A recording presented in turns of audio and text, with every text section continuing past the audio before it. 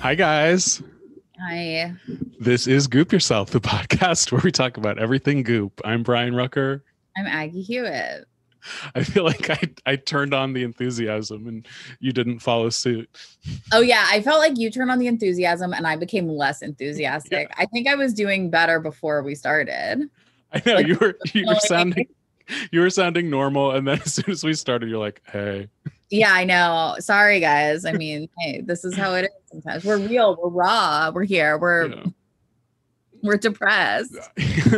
Well, we're also recording a little late and later in the day, which is strange. I like this is it's like 5:23 right now. This is the time of day where usually my brain just completely shuts off. My brain is off now.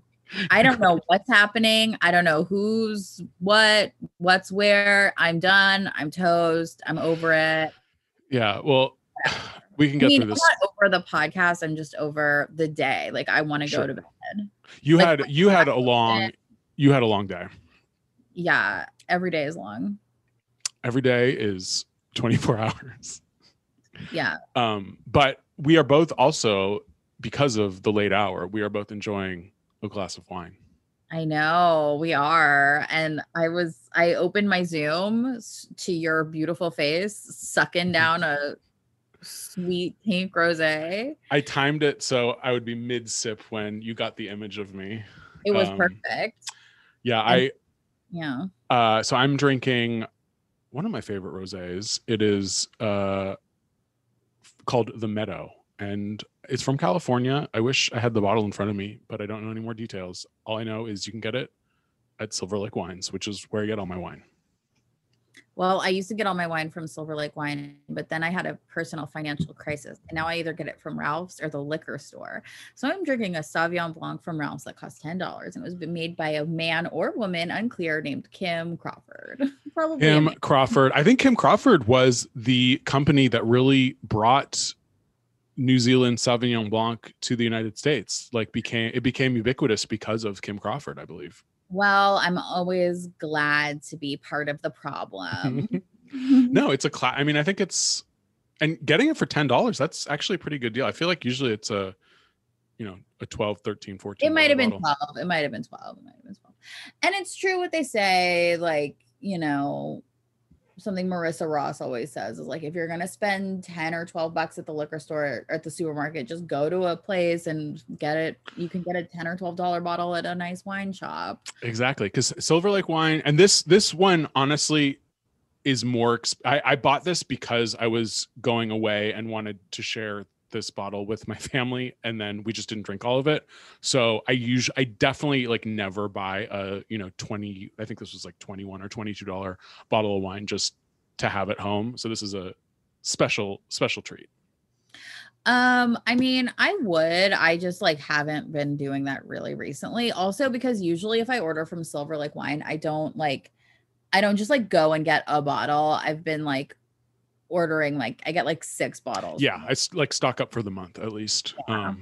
But so you can at any good wine store, there's always at least like 1 or 2 bottles that are in the $10 to $12 range. Yeah, for sure. But it's also like an extra trip. Like I just wasn't gonna do it. Yeah, I'm gonna drive out to Silver Lake and I'm not gonna like have them delivered to my house right now. I'm not blaming you, Aggie. I'm not chastising you. You don't have to make excuses to me. I know the deal. I don't. If you say so. Well, what has been going? Well, I got back. I was gone, and I went to a Goop approved part of the country.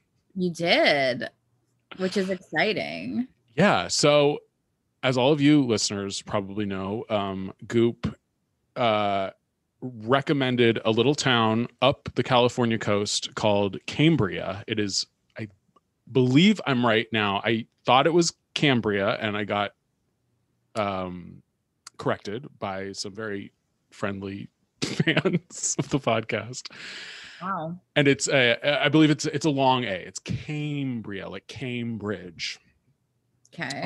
But the town that my family stayed in was 15 miles down the coast from Cambria in an even smaller, more off the radar. Radar? I would argue cooler and trendier town called Cayucas. Do you always say Raider? What did I say? Raider. You said it's off Raider. Did I say Raider? Yeah. Oh, no, I do not. I don't think I always say that. I meant to say radar, obviously. Well, because you said it and then I was like Raider and then you just kept going. And I was like, wait, he doesn't think that's weird. That is extremely weird. Maybe my brain is more scrambled than I thought. I don't know. Sorry to make such a big deal of it. No, I'm sure. I mean, I do listen back to this podcast sometimes and think, oh my God, I can't believe I mangled this or that. And I now, like, after doing a podcast, I tried to be really generous and forgiving when I hear other people misspeak on podcasts, because guys, we're not stupid. It just happens. And if I say Raider, like the formerly Oakland football team, I don't mean it. I mean, well, remember last week there was like a thing that we thought I said, but we like couldn't remember. Like you said, oh, you said this, and I was like, no, I didn't. And then we're like, oh, we're gonna have to listen to this. Yeah, I was right. You were wrong on that one. What did I say? We were talking about a watermelon margarita that Goop had a recipe for on Instagram, and you said mango, yeah. And I was like, no, I didn't. I said watermelon. But no, you said mango. Wow. So we all make mistakes. None of us is perfect. No. But anyway, to the Goop editorial board, to G-Spotting. I don't think G-Spotting still exists, but whoever the travel people are, I think you missed an opportunity to talk about Cayucas when you talked about Cambria, because I spent a day in Cambria specifically because Goop said to, and it was a little disappointing compared to Cayucas. Really? First of all, Cambria is not on the beach. It's inland. No. And Goop says that it's like a under the radar place, but when we went, it was full of tourists. Well, because it was in Goop, and no, these were not Goop tourists. So if you look on a map of California, Cambria is exactly the same latitude as a little town further inland that I like to call Bakersfield. Okay. And let me just say that there's like a direct route, I think, from Bakersfield to Cambria, and that was the milieu that we saw while we were in Cambria. We saw people who looked like they were from Bakersfield. Yeah, it was like weekenders from Bakersfield. That's the vibe that I got. Okay. But it's cute. It was, there's like a lot of antique stores, restaurants, blah blah blah. But it's hot. It's not, it's on the coast. Cayucas is gorgeous. Tiny little town. The downtown is like 10 blocks. There's like, I feel like there's like a Trump side of town and a Goop side of town that is a very clear delineation. There might be a little part where they might meet in the middle. Yeah, I know. It was actually inspiring. That it seemed like people from all sorts of political persuasions were living together in harmony. There was a great seafood restaurant on either side of the town. The Trump restaurant was called the Sea Shanty, and the Goop restaurant was called Schooners. Really? Both really good. And then we went to Hidden Kitchen, which is the restaurant that has branches in both Cambria and Cayucas, that does these blue corn waffles. And this was this was the one spot that you're like, oh, this is definitely like gentrification gone amok in this town. Is it gentrification if it's like a tourist town, like going, is that gentrification? That's a really good question. I mean, the other thing, Cayuca, I mean, there were tourists there, but it really didn't seem very touristy. Like, I felt like our family stuck out in the sense that, like, when we went out to dinner, everyone was like, oh, this is a family from out of town. Whereas like most people, at least at like the dinner restaurants, because there's nothing to do at night. There's no nightlife. So I think especially at dinner time, there's like not a lot of tourists. But yeah, the Hidden Kitchen seemed, I don't know if gentrification is the right word, but it seemed like a new place where it was like people from people with outside ideas about kombucha and cold brew coffee and things, and unisex bathrooms. This was definitely the only unisex bathroom in town, was at Hidden Kitchen. But it was all great. There's a place called Cayucas Sausage Company that made their own sausages, which was fantastic. There was a place called Ruddle's Smokehouse, which did all these smoked fish sandwiches and tacos, which was fantastic. And it was gorgeous. It was right on the beach. A little foggy in the morning, not hot during the day. So I think next time Goop goes up the coast, stop when you get to Cayucas and don't go any further. Don't go the further 15 miles up to Cambria. No need to book it towards Bakersfield and then stop 15 minutes or 15 miles later once you realize what you've done. Just stay there. Stay and put. You're close to, you know, Paso Robles. One day we did some wine tasting. Oh, and that's the other thing. Literally no one is wearing masks. It's heaven. Well, I feel like people aren't really wearing masks anywhere anymore. I don't know. Like, I got back yesterday. I had to get groceries. So this morning I went both to Trader Joe's and to the farmer's market. In Trader Joe's, it was me and one other brave lady were unmasked. Everyone else was wearing masks. Yeah. Farmer's market, because it was outside. It was funny. Like, most of the actual vendors, like the farmers, were not wearing masks, but in Atwater Village, like 90% of the customers still were wearing masks. The farmer's market in my neighborhood, that's like by the train station, I drove by there the other day and they still had everybody like lined up 6 feet apart, all wearing masks, and like you couldn't go through until like it was like space, whatever, what's it called, space, 6 feet of space, so distanced and everything, socially distanced. So weird. Interesting. And I was like, why are they still doing this? Also, like a lot of places in my neighborhood, I guess I spoke a little bit too soon. There's like a coffee shop down the street from me where everyone inside is masked and they are not doing any indoor seating or anything. Yeah. It's fun. Like, I think everyone should do what they feel comfortable with. Especially it's like a small enclosed place. I totally understand, especially, you know, kids can't get vaccinated yet. It's not over. There's the Delta variant, blah, blah, blah. So like, I don't want to, I'm not like judging anyone or like angry at people, but I think for my own personal comfort, I feel okay not wearing a mask and, you know, watch all. And I like went out that night, which was so wild for me. I went to dinner, which I've been to dinner, you know, a couple of times. And then I went to a bar and sat inside. That's great. But it wasn't really that big of a deal. I also sat inside. I went to Marouche the other week, which I've been wanting to try for a really long time. It's that like Lebanese place that Jonathan Gold loved. Was it good? It was so fucking good. But we sat inside there. Last night I went to La Pergoletta, which is this like Italian place in Los Feliz that everybody likes. And then we went to where else? Covell. Oh, Covell, where the very first time I had the Meadow Rosé was at Bar Covell. Yeah, I'm sure I remember they were like kind of pushing it there for a little while. But I just had like a Beaujolais. Was there a line to get in? It was like completely empty. It was a ghost. Oh, really? I mean, it wasn't, no, that's not exactly true. There were people there, but it was not anywhere close to packed. It was like very easy to get a seat. There were like empty tables and chairs. Like It was weird. I didn't understand it. I was like, is everybody scared? I thought there might be a line. Yeah. Cause I walked, I just like took a walk this afternoon in my neighborhood, and the little sort of divey bar a few blocks from me, at 2 p.m, there was like a line to get in. I had also been to Tabula Rasa, the other wine bar that's close to me. That's like right down the street from my house. Yeah.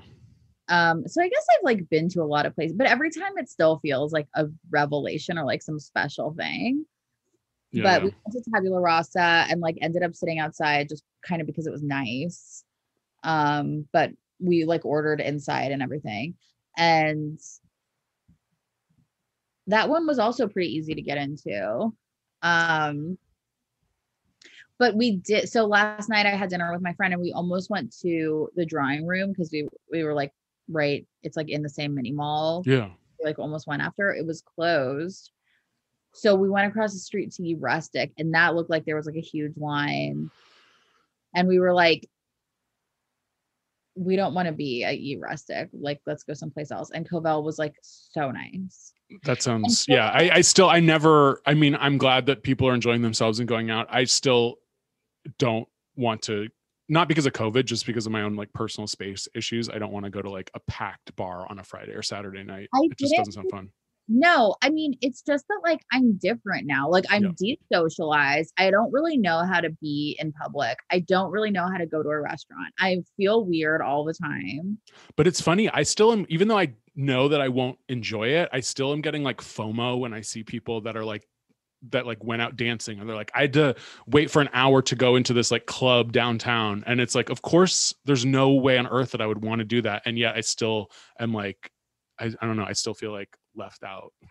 Yeah, I get it. I do too. I mean, I couldn't deal with it. It was like these packed spaces are just like, I like things at half capacity. I like everybody staying home a little bit more. Yeah. I mean, I think we should keep this up. Everybody stay home more. Every place be at half capacity all the time. I mean, half capacity is a dream for customers. It just like you can't obviously make money as a business at half capacity. I know. And then I'm just worried. I don't really want to go to a big party on 4th of July, but I'm just like, can someone invite me to one, please? Yeah, I know. I feel like such a loser. I feel like I don't know anybody anymore. Like I'm coming out on the other side of COVID and I'm like, I know. Everyone forgot about me. Yeah. Me too. I'm just like, well, we'll have to have our own 4th of July party, I guess. Our own damn 4th of July party. Let them go to hell. Exactly. The Goop Yourself, first annual Goop Yourself 4th of July party. So sad. 2 people. It's like at my dad's house. Hey, great. Goop news. There was a little Michigas up in the Bay Area about Goop. Okay. That I got wind of from my sister, who is, an East Bay resident, and I guess the official Goop Yourself Bay Area correspondent. Yes. But she texted me an article from SF Gate, San Francisco. It's like the San Francisco weekly magazine, freaking out about Goop's new San Francisco guide. Okay. Because apparently they just made. Like, I already am irritated by this. Go on. It's boring. I mean, it's one of these. It's one of these classic. The vagina egg peddler herself, like, doesn't appreciate our fair city. Blah blah blah. So in that sense, it's like pretty standard, but they do talk about like the actual copy that the Goop people wrote, and it is like incomprehensible. So in that sense, when did this come out? I couldn't find it on the news, like any of the newsletters, but it like apparently just came out this past week.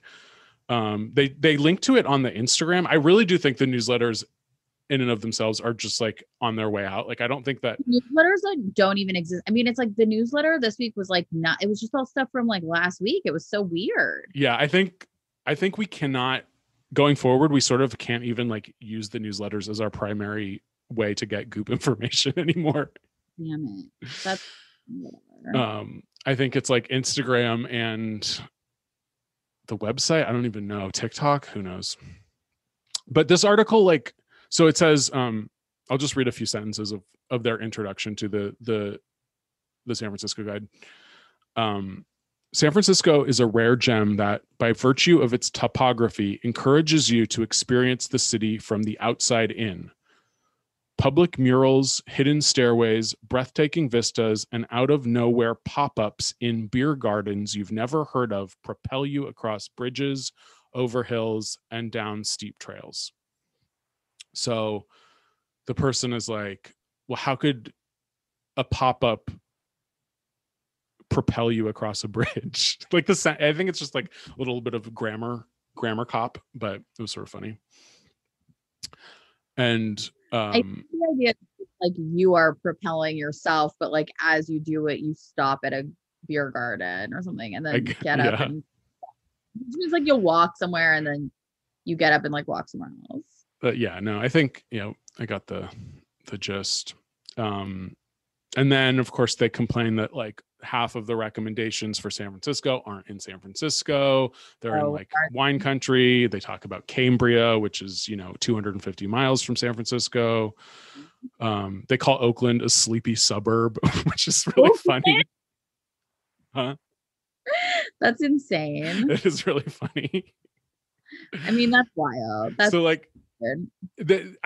I agree that like these articles, we've read a million of them, like bitching about Goop and Gwyneth Paltrow. And this one is like sort of in that category of like, you just need to, find something to talk about.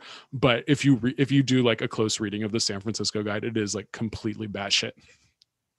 Yeah, I'm sure. And like San Francisco is like not the type of place that like really wants, like people from San Francisco like don't want it to be in Goop. Like, well, they either do because like they make money from it, or they just are like, how dare you like write about like my beautiful like city or whatever. Yeah, I mean, I love San Francisco dearly. It's like my hometown, but it is sort of it's like the Boston of the West in the sense that like they have like little brother syndrome.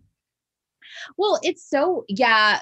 The funny thing to me is like, I don't really have an opinion about San Francisco other than like my great aunt used to live there. And like, I think it's cold, but I feel like people from San Francisco, like have this like burning hatred towards LA, and people totally. LA, like literally never think about San Francisco unless like it comes up. Yeah. I mean, you're indoctrinated from a young age to think, I mean, even more so than growing up any other place, I think, to think LA is like completely vapid and like disgusting, and like no right-minded person would ever live there when you could live in San Francisco. And like you do also grow up like, I don't know, you're just like, well, San Francisco is the most beautiful place on earth, and there's no question. Like you just know that there's an air of superiority. Yeah, I definitely get that. I mean, I've met people from San Francisco, like in Chicago when I used to live in Chicago, and they'd be like, I'm from California. And I'd be like, oh, me too. I'm from LA. And they'd be like, that's not California. Like, that's a fucking cesspool. Like, they were really cruel and mean. Like, I don't really get it, but it's like, if whatever. It is very strange.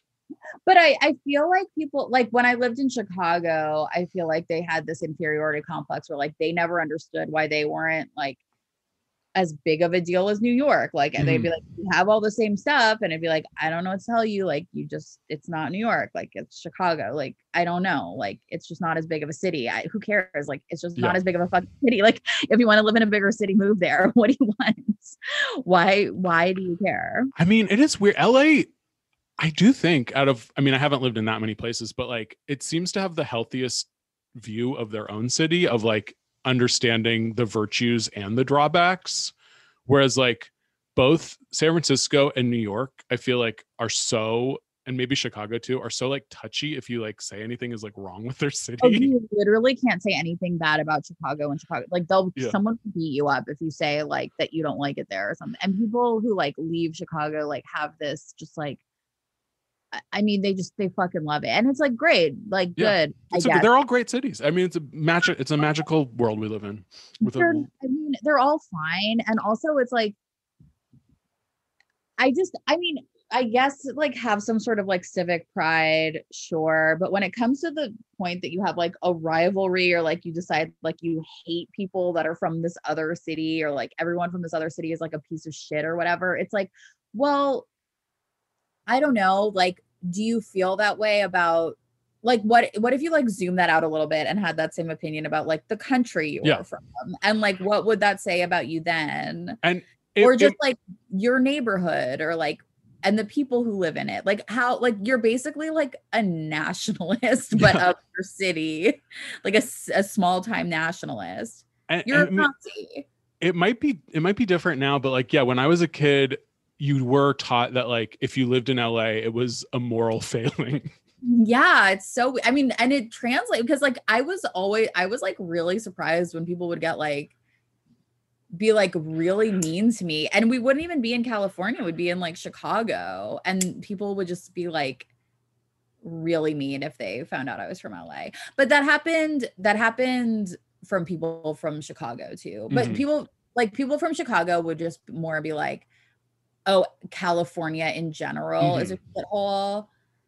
And then people from like the whatever, like San Francisco area would be like, oh, people from LA are all assholes. Yeah. Like, well, you're kind of the one acting like an asshole, but okay. Yeah. Tough lessons, tough things to hear for a native Bay Area kid, but I believe it's true. But you're not from San Francisco. No, I'm from the East Bay. Yeah. But like, it's the same thing. You just, I mean, I'm sure actually I'm sure people from the city definitely probably look down on people from the East Bay, but it's still like the Bay Area, I think, has, you know, its own aura or whatever. Yeah. Whatever. And it's nice. It's got a Alcatraz. I don't know.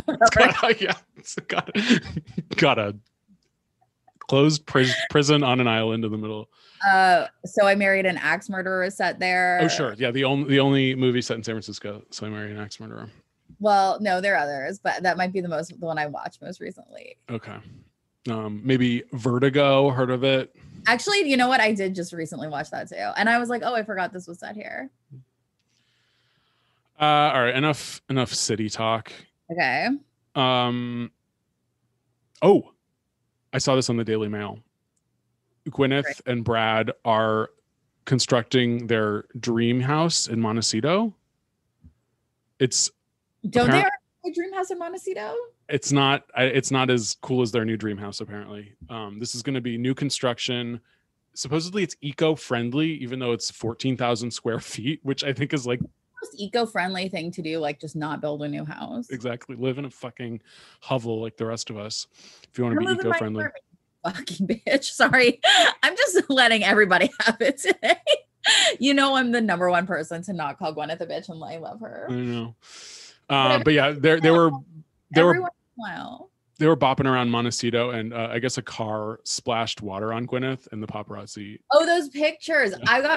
I was indignant about those, of course. Wait, what were you indignant about?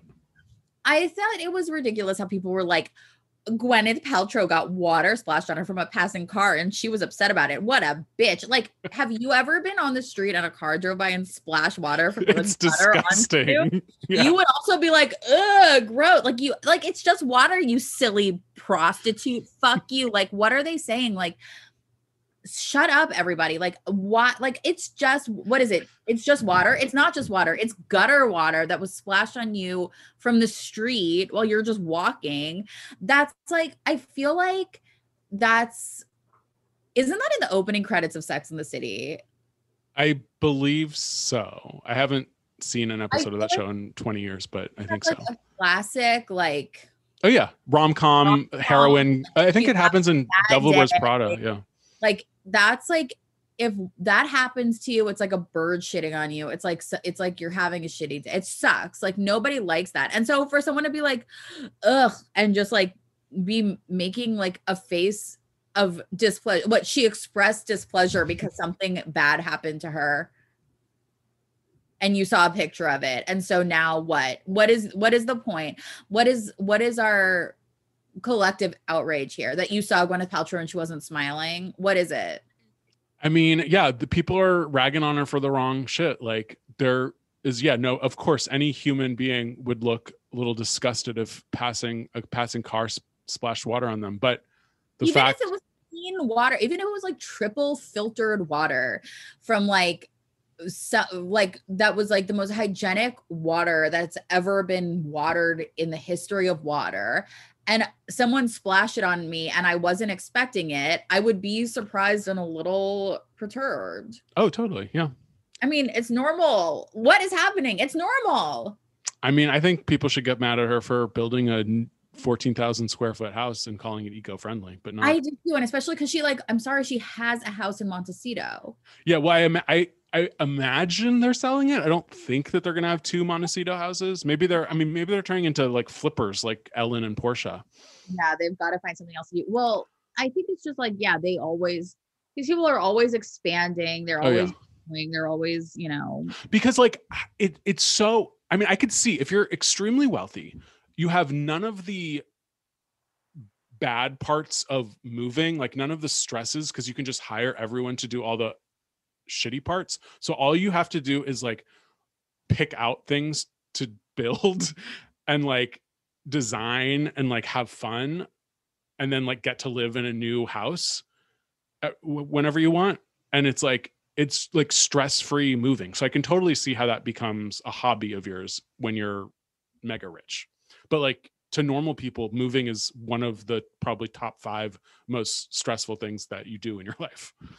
Yeah, that's what John told me last time I moved, your husband. He was like, yeah, like people say it's like the most stressful thing that you can go through. It is really stressful, but like it's not I mean, it probably is even stressful if you're like super rich and you can like sort of pay people to do everything for you.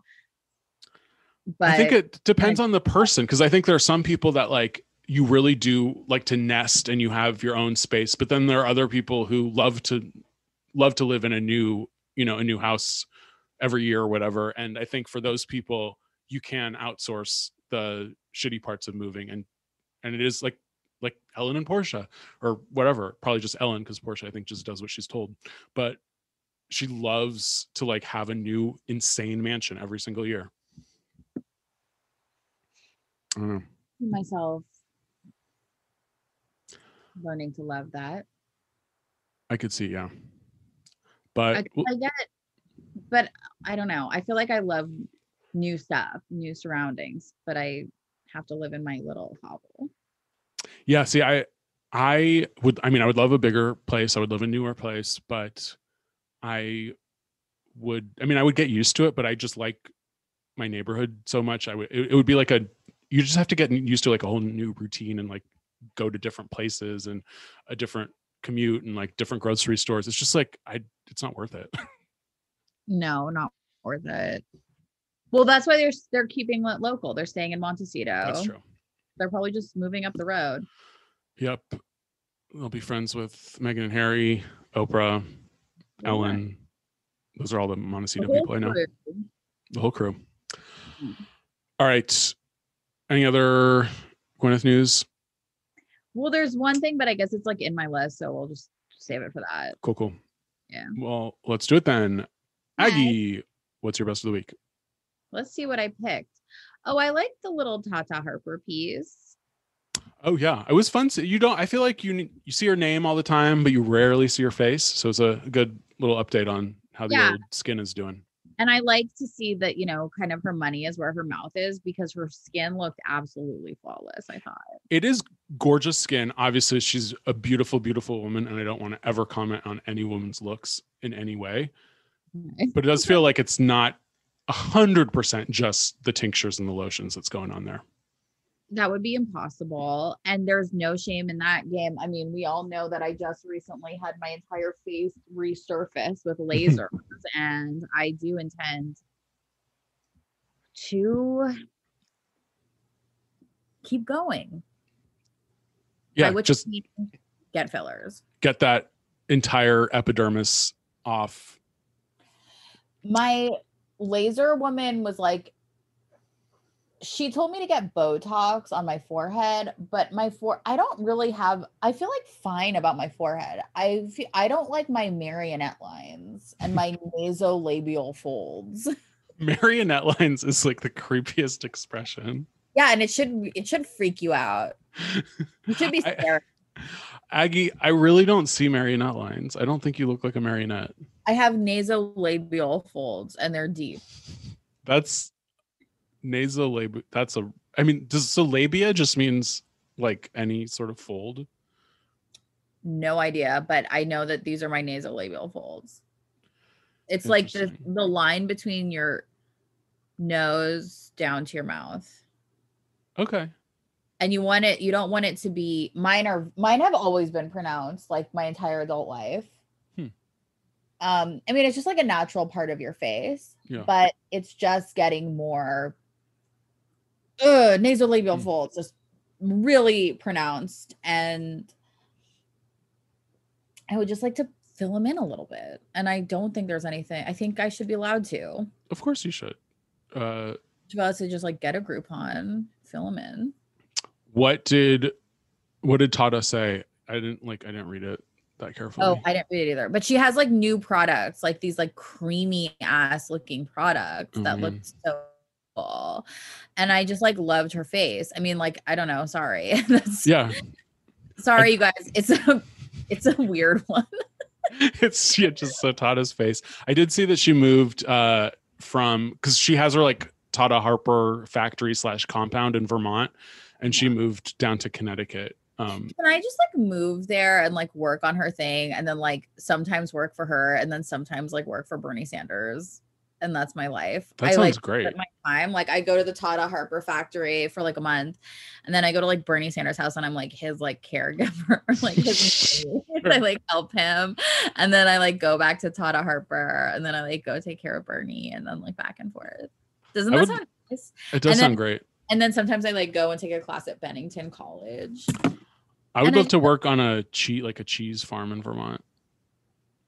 That would be great. I feel like we've got Vermont. I think we should just move there.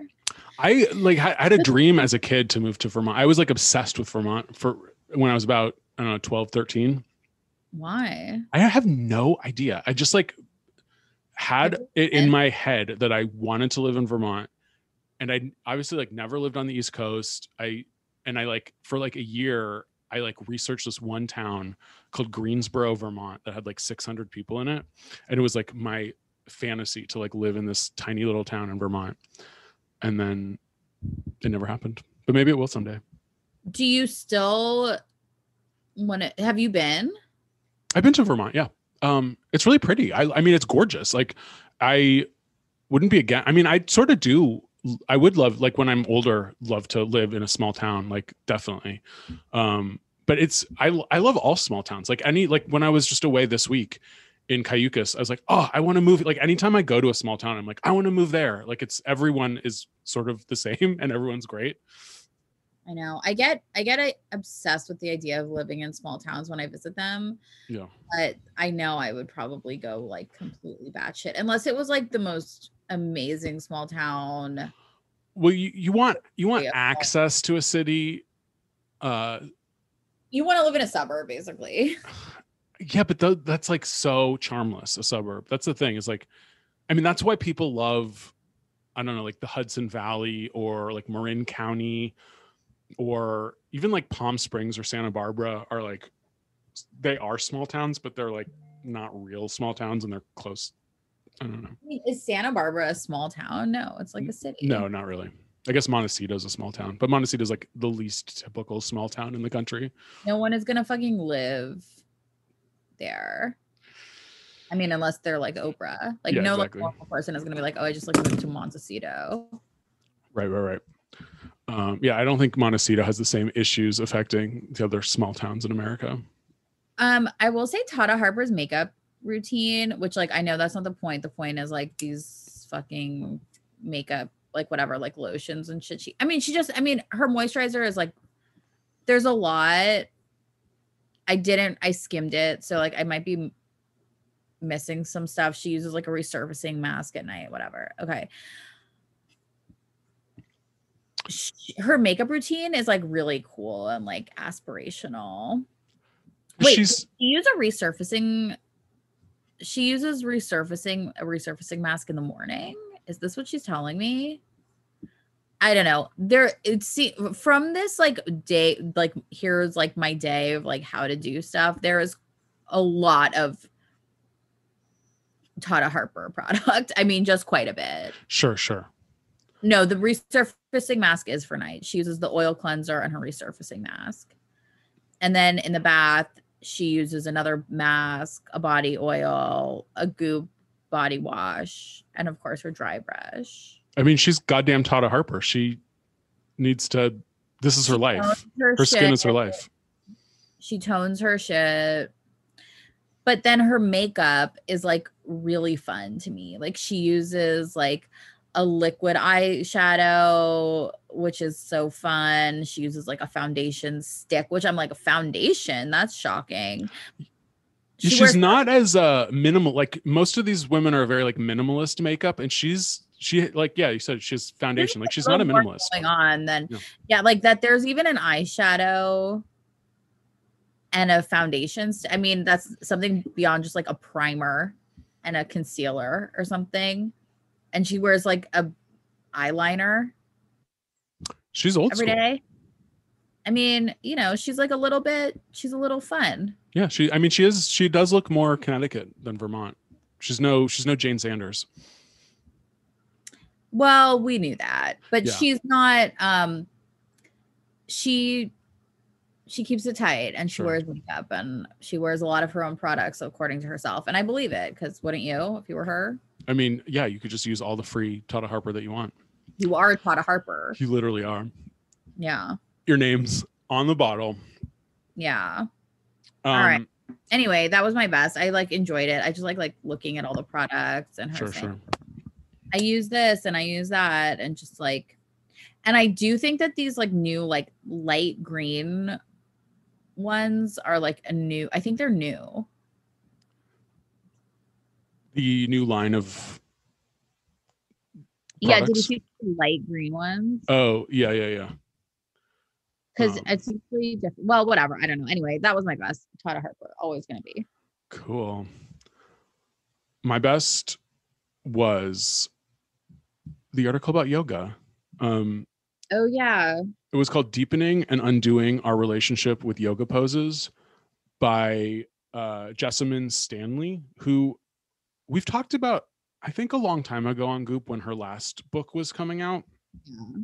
And now she has a new book called Yoke, My Yoga of Self-Acceptance.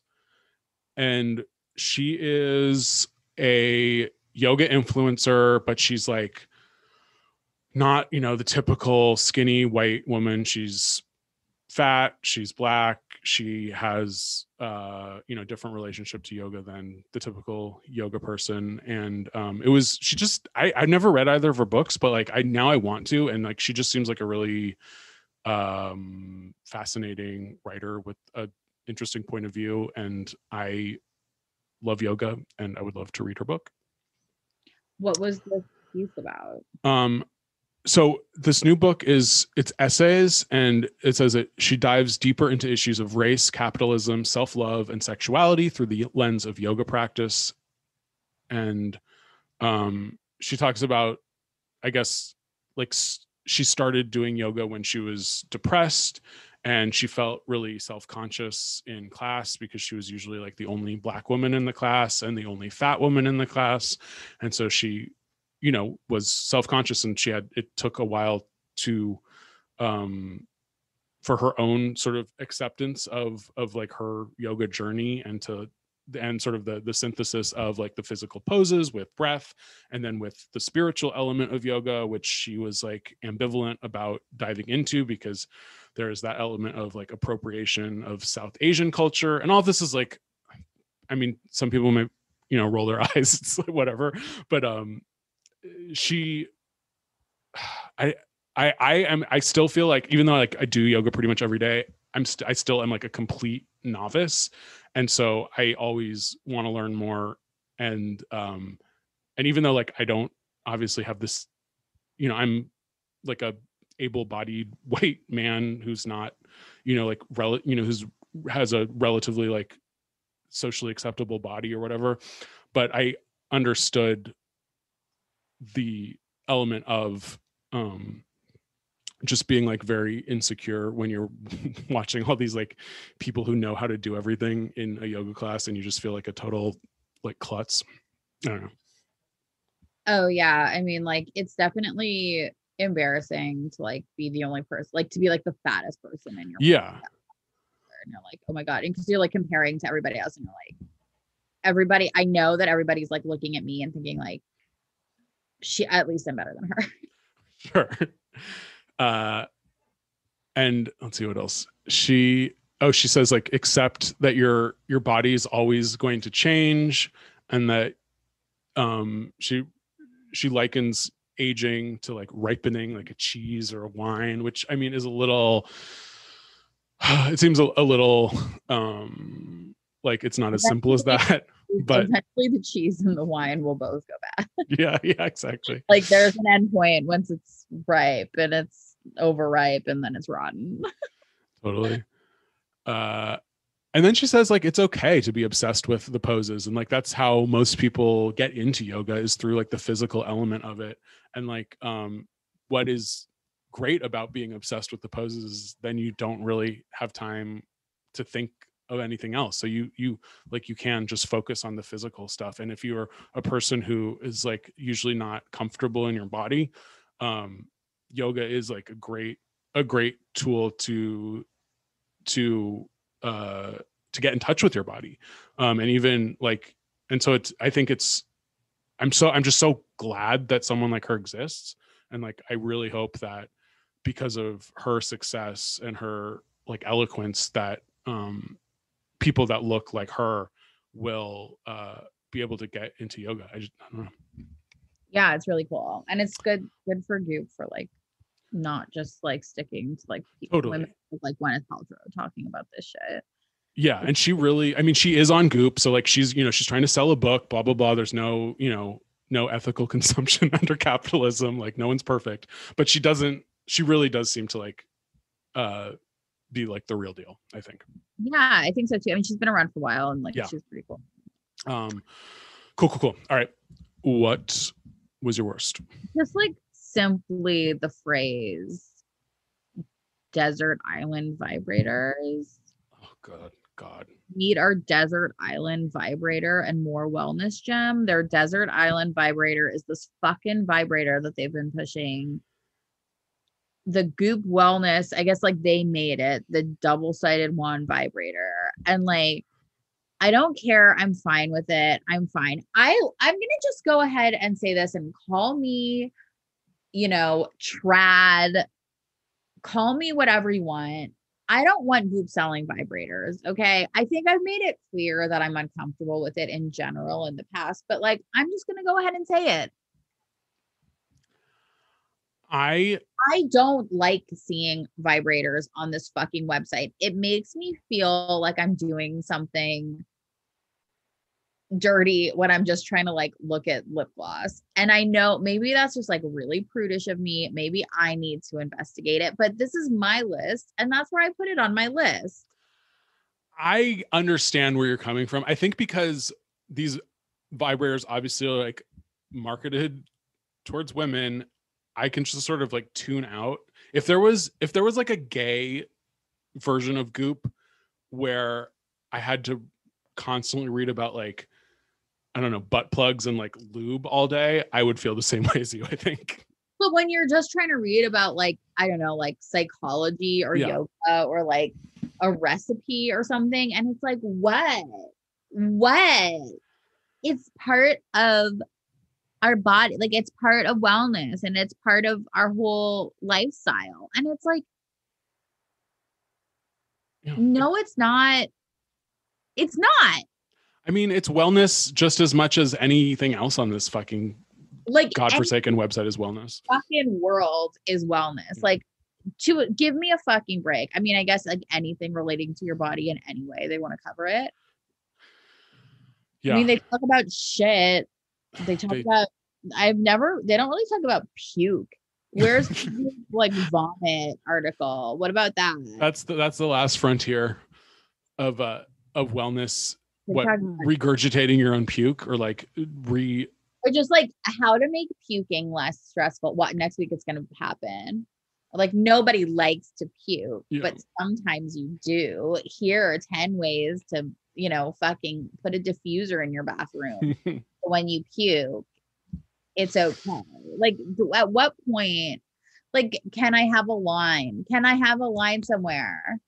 There is no line. Like the idea, like just like the phrase desert island vibrator makes me nauseous. Like it just sounds a dry, like sandy vibrator. Like, sorry. like a dry, sandy vibrator, like trying to like grind on my like literally the most sensitive part of my entire body, and I'm just getting like sanded down. Like that's what it sounds like to me. Because I mean, I should vibrator. hope if you're on a desert island, you're probably not thinking about a vibrator, you're thinking about survival. But your desert island vibrator would probably be like a piece of driftwood or like a tree trunk. Yeah, yeah. And it's just like, I don't know. I feel like my desert island vibrator would just be like whoever I got stranded with after a certain period of time. Like after you wait long enough and everybody turns into a vibrator. Exactly.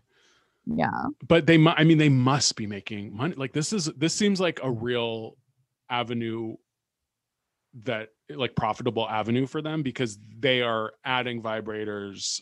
They have, the firefighter, the tennis pro, they're making their own now. Like this is a real area of so phony to me. It feels like they're trying to be like bad, be like a little bad. Sure. But maybe they're actually making money doing it. I don't know. To me, in my head, I'm like, oh, this is such bullshit. Like no one is buying this fucking stupid Goop vibrator, but they just like that they have it. I sort of think people are, because it's one thing that like, I think maybe a lot of women are more comfortable buying online. And like, I could see like, I don't know, makeup or lotion or whatever. There's a million places to go and buy them. But like, unless you're going to a sex shop, or I don't even know where else, like Goop does seem like one of the big, like if a random woman on the street said, help, I need a vibrator. And I would just say, oh, go to Goop. Probably because I don't know any better. I mean, there are places to buy vibrators besides Goop online. Sure. Including Amazon. Oh God. But I could see that's like, seems really like, whatever you think of toxic products or plastic, a vibrator does seem like something you'd want to maybe not be like. Yeah, like there are all these like things you like have to get, so it's not like toxic. I don't remember what they are, but like there's like all this shit you're supposed to like. They're like all like, oh, it's made out of like silicone. I guess it's like silicone. I don't know. They're like made of all this shit. Yeah. But like, you also like, there are places to buy vibrators besides Goop. I do think that there are some people who might feel more comfortable, who like maybe have never purchased a vibrator before and feel like embarrassed about it. And the idea of getting it from like a nice place that you have, that's, you know what I mean? Yeah, that's not necessarily known as like a sex shop. That's like just like normalizing getting a vibrator. Yeah.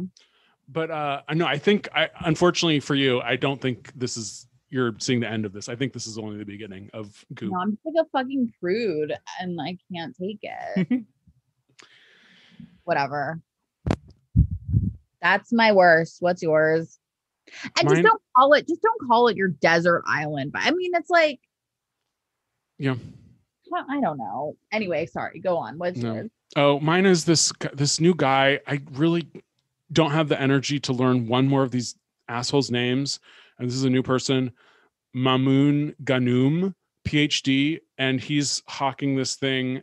So we all know what a microbiome is, but he has invented a term called the mycobiome, MYCO, which basically means like microbiome is bacteria, mycobiome is fungus. And so now you have to worry about your fucking if your probiotics have fungus in them, and he's going to sell them to you for $80 or whatever. He can go fuck himself. I can't deal with it. So he is a professor. He's not a doctor. He's not an MD. He's a professor and the director of the Center for Medical Mycology at Case Western Reserve University. Have you heard of Case Western Reserve University? No. Me neither.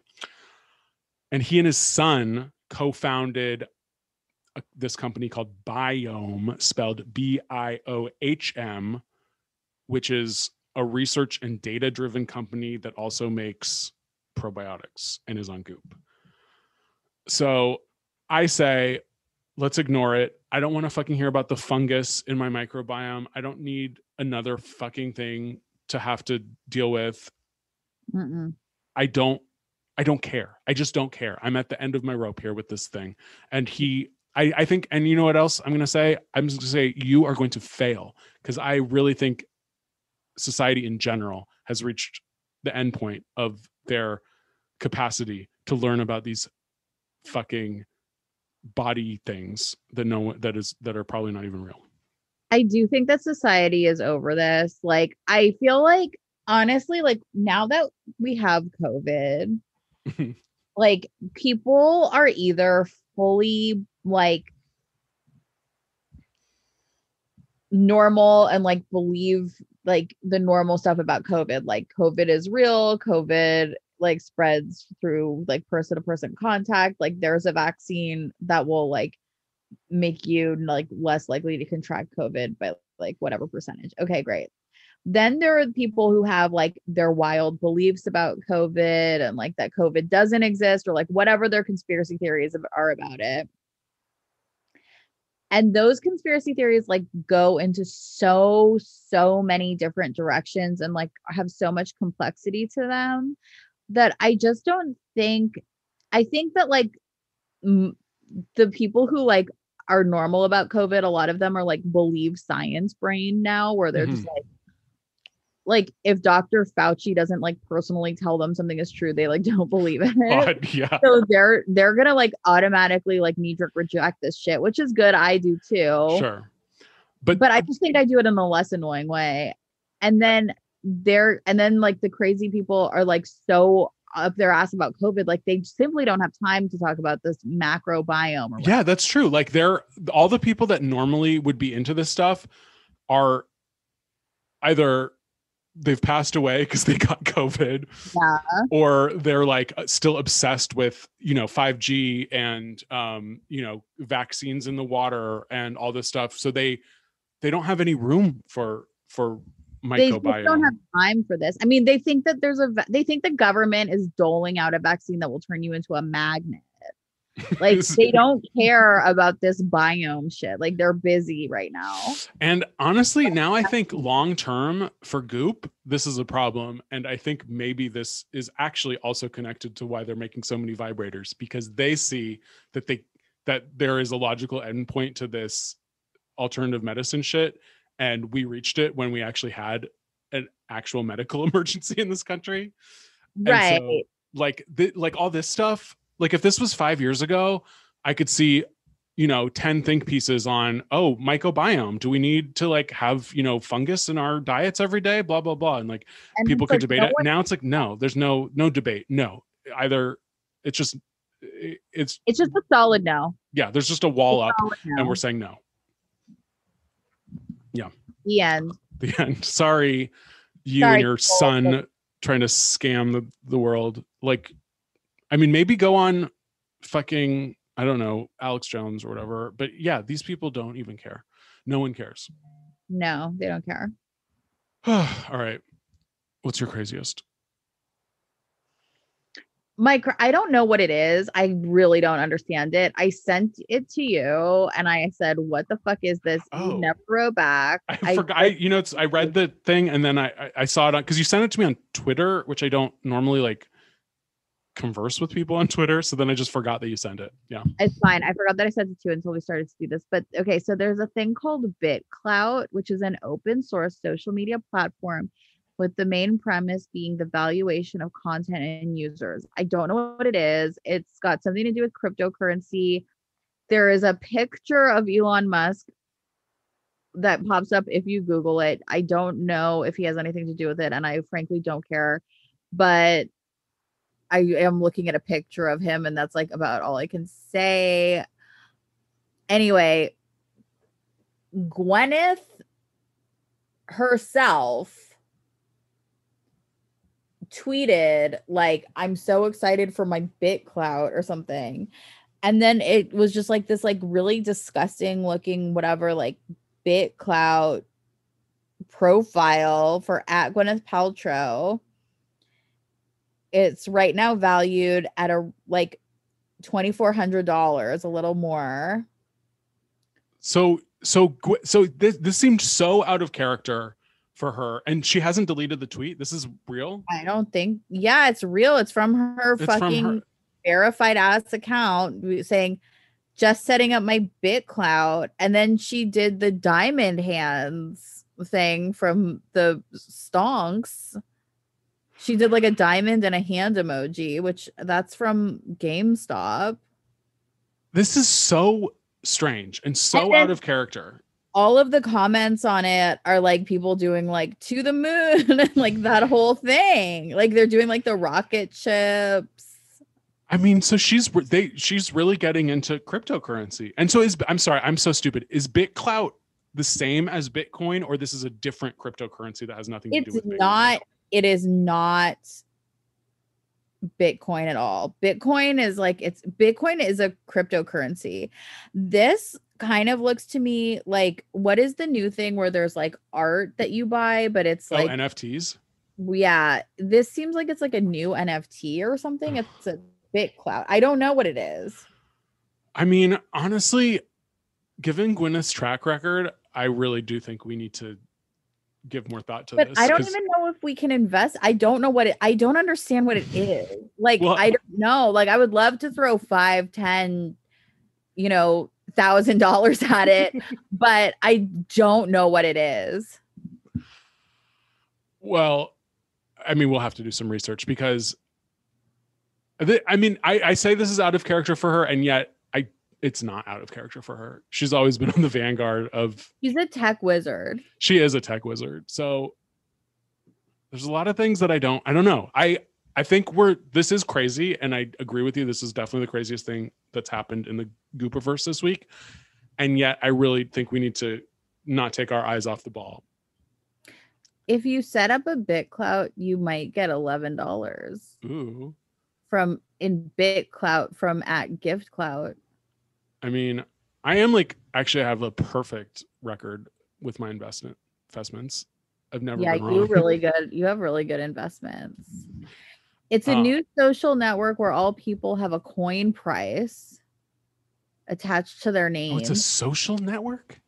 It's a social network where everybody has has value. That's horrifying. That is literally that Bryce Dallas Howard episode of what's it their called? Coin price is affected by the combination of their popularity in real life along with their content and engagement on the platform, along with the benefits they offer to their coin holders. It's like a combination of Twitter and Patreon and just putting money onto the value that you give. So you're betting on you're investing money in celebrities and seeing who has the most BitClout. Is that it's real money that you're investing? Yeah, it's like Bitcoin. It's my God. It's it's real money. It's but then I feel like Gwyneth should be higher. Why is hers only $2,000? I feel like we have this in real life and it's just called your bank account.